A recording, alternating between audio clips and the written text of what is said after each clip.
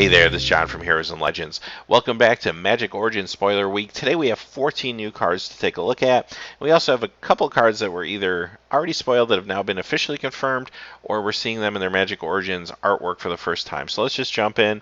First is Relicseeker, and this has already been spoiled. We've already talked about it in detail, but this is the first time we're seeing it in the regular Magic Origins version. Previously, we saw the Buy a Box promo, so I just wanted to show that to you guys. We won't go into the analysis again. Mizium Meddler is the next, and similar to the last card, we've already talked about it, it's already been spoiled, but previously we saw it in the launch day promo form, so this is your actual Magic Origins card. And finally, it's finally been officially confirmed, Chandra, Fire of Kaladesh is for real, and it's here. We kind of figured it was, and we've talked about it in detail in the past, so definitely check out the playlist if you'd like to hear more about it. But it now has officially been confirmed by Wizards. This is the card that will be in the set for Chandra. And here's the other side, of course, the Chandra Roaring Flame Planeswalker side. Okay, so let's jump into our spoilers. And first, we got kind of a little half spoiler for you, since we can't really read the card. It comes to us from a video trailer for Season 3 of Spellslingers, which is a series that's on Geek and Sundry, which you can check out on YouTube. It always comes out around the time of the core set. It stars Sean Plott, and he plays Magic with a number of people from either entertainment or sometimes pro Magic players. LSV was on an episode last season. So somebody took the trouble of lifting this card off that trailer, and that's why it's very hard to read and very unclear exactly what it is. But I thought we'd at least glance at it. It's something of the pack. We know it costs a black and a green, so this is your black and green uncommon for the set, part of that cycle. Possibly 2 colorless mana. Kind of looks like a 2. It's an Elf Shaman, and whenever it comes into play, target opponent loses life equal to the number of elves you control. So that's actually a pretty cool effect. I'm thinking, just elf tribal decks, that's going to be really cool, but like commander, this is going to be a really, really cool card for commander players. And it's a 3 power. It's hard to say what the toughness is. Maybe a 3, but I guess we'll find out. We'll talk a little more about it once we can actually see its full stats. Now on to the spoilers we can actually see, and the first one is Archangel of Tithes.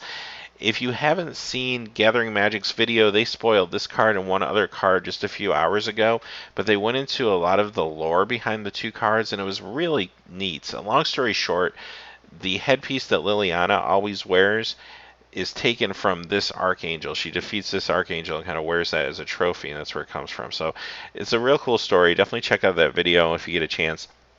But she's a 3/5 flyer. This is a Mythic Rare. Costs 3 white and a colorless to play, so you're going to have to be pretty heavy white and limited to make sure she's going to work for you, or relatively heavy white. Of course, she has flying, and her abilities are pretty good as long as she's untapped. Any controller who tries to attack you or a planeswalker with their creatures has to pay 1 colorless mana for each attacking creature. And when she's attacking, the player has to pay 1 mana for each creature they want to block. This can really tie up your opponent's mana. It's a very strong effect, especially considering the synergy with a lot of the white weenie cards that are in Magic Origins that we've seen already. It seems to me, and I don't know if this is branching off of the Modern Masters 2015 design, but I almost feel like that the limited environment Magic Origins is going to really depend heavily on these synergies, much like Modern Masters did, which is fun. I really like that design. You feel like you're playing more of a constructed deck or like a cube or something because the cards are so synergistic. So it'll be interesting to see how this plays.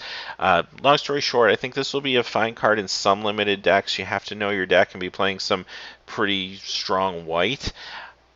Don't really see it crossing over, quite honestly, into constructed. Could be a good commander card for a commander angel deck, and at the end of August we'll be getting Angels from the Vault, which could also contribute to some commander decks out there. Next is Taupe and Freeblade, and this is a real nice limited card. For 2 mana, you get a 2/2 Vigilance creature, and it's got Renown 1, so if you can get across with it, you get a 3/3 Vigilance. That's pretty strong and limited. Not going to see much play outside of limited, but this is a card that I'd draft relatively high, I think. And on top of that, with the other synergies with tapping down creatures and other renown bonuses, this could be a nice card to play in limited. Unholy Hunger, and this is actually the second card that was in the Gathering Magic video. And nothing super exciting about this. It's your 5 mana black removal that we've been seeing a lot, especially in core sets. It's an instant, so that's good. It destroys target creature. That's fantastic. And if you have Spell Mastery, you get to gain 2 life, which isn't really much of anything, but you're still going to play this in limited and be happy to play it because it's instant removal. Next is Inquisitor Craft. And now this is the direct damage spell I think we were waiting for. Now it's at the rare slot, so you're not going to see a whole lot of these floating around in limited, but at least it only costs 3. It's 2 red and a colorless, and it deals 4 damage to target creature or player. It has a nice little bonus that with Spell Mastery, it becomes uncounterable by spells or abilities. Now, it is a sorcery, it's not an instant, but I guess you can't have everything. If it was an instant, it probably would cost 4 or 5, I suppose. But this is good. This is going to be great removal. If you are lucky enough to get this in your limited pool and you're playing red, this is going to be fantastic for you. Next is Valorant Wardens, and this costs 3. It's a 1/3. It's got Renown 2, but the biggest thing about this card is whenever a creature you control becomes renowned, draw a card. That's pretty awesome for those limited renown decks. And she's got a good sized body too. 1/3 is not super exciting for 3 mana, but if she gets across and becomes a 3/5, that's kind of awesome. And I love the fact that this card draw ability is on the creature and they didn't put it like on an enchantment or something. So this is awesome if you're drafting or if you get this in your sealed pool with a lot of renowned creatures and you end up playing like that Selesnya deck.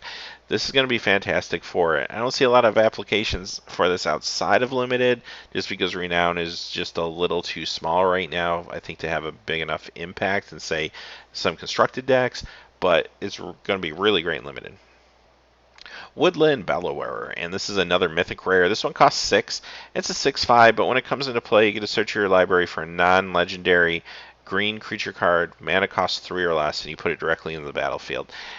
That's a bomb in limited. So you get a nice big 6/5 creature. Now it doesn't have evasion, but you are on top of that pulling another creature out for free.